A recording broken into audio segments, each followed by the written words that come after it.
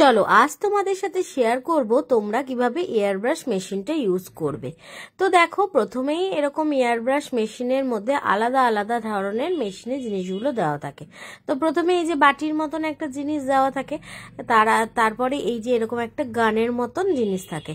তো বাটিটাকে প্রথমে গানের মাথার মধ্যে ভালো করে আটকে নিতে হবে, মানে যেটার মধ্যে আমরা প্রোডাক্টটা নিই।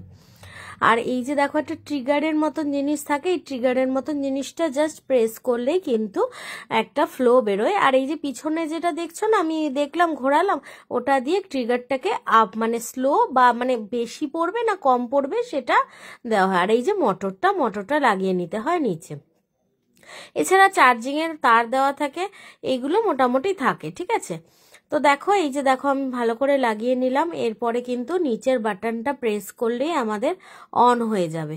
তো কেনার পর থেকে আমি কিন্তু এটা এখনো পর্যন্ত চার্জ দিইনি, বেশ ভালোই চলছে।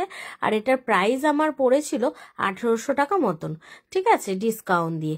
তো এই যে দেখো এখানে প্রেস করছি বাটনটাতে, প্রেস করলে এই যে গ্রিন হয়ে গেল। আর এরপরে কিন্তু আমাদের এখান থেকে এই পেছনের যে চাকতিটা ওটা আপ ডাউন করলেই কিন্তু আমাদের স্প্রেটা একটা হাওয়া বেরোতে থাকে। এমনিতে নর্মালি অনের সাথে সাথে হাওয়াটা বেরোয়, বাট ফ্লোটা কিন্তু ট্রিগারটা আপ ডাউন করলেই হয়।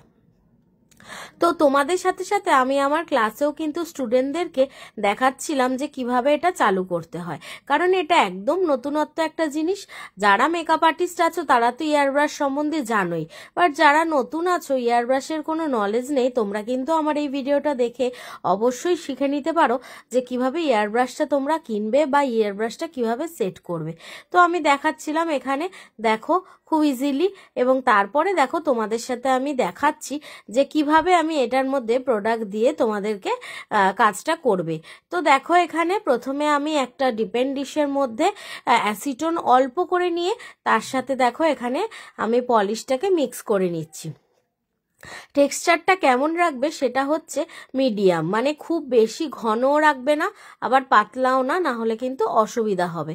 তো দেখতেই পাচ্ছ এখানে আমি ভালো মতন গুলিয়ে নিচ্ছি প্রোডাক্টটাকে, এবং তোমরাও কিন্তু বেশ ভালো করে গুলিয়ে নেবে।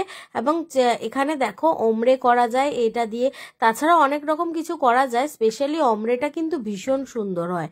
এবার প্রোডাক্ট কতটা মিক্স করবে সেটা ডিপেন্ড করছে, তোমরা মেশিনটা যেহেতু চালাতে শিখে গেলে একদমই ইজিলি কিন্তু এটা শিখে যাবে।